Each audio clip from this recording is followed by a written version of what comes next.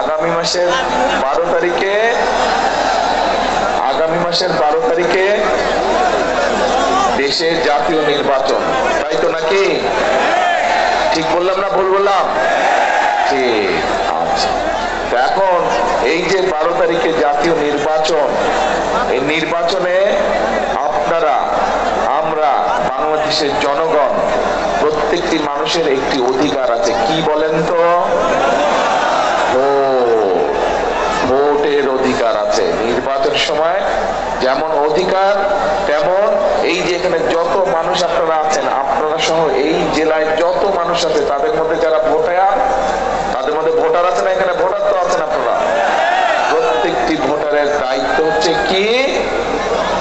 Vote দেওয়া। দায়িত্ব কি? ভোট দেওয়া, পবিত্র দায়িত্ব। এটা হচ্ছে দেশ, রাষ্ট্র আপনাকে সেই দায়িত্ব দিয়েছে, এটা আপনার জন্মগত অধিকার। কিন্তু এই ভোটের অধিকার কেড়ে নেওয়া হয়েছিল গত 15 বছর।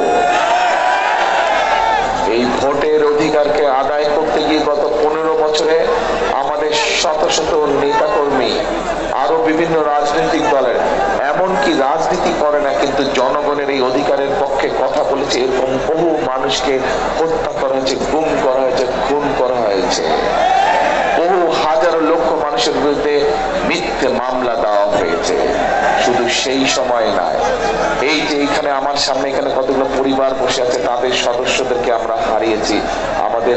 আমাদের দল করতো, তাদের অনেকে অন্য দলেরও মানুষ ছিল, এরকমও মানুষ আছে। শুধু এই যে 2024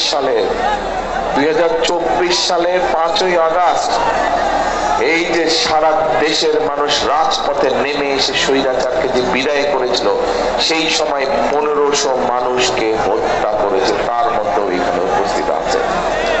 তাহলে প্রিয় ভাই বোনেরা, এই যে ভোটের অধিকার, গত 15 বছর আপনারা ভোট দিতে পেরেছিলেন? ভোট দিতে আপনারা পারেননি গত 15 বছর। সেই অধিকারকে কেড়ে নেওয়া হয়েছিল।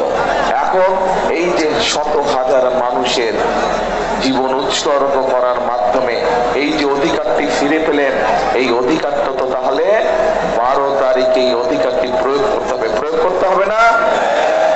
এখন কখন যাবেন ভোট দিতে? কখন যাবেন? সকাল সকাল হইল না। তাহাজ্জুদের সময় উঠতে হবে।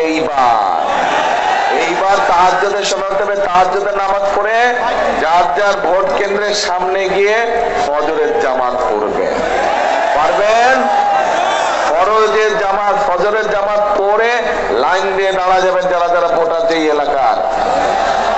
কেন কথাটা বললাম?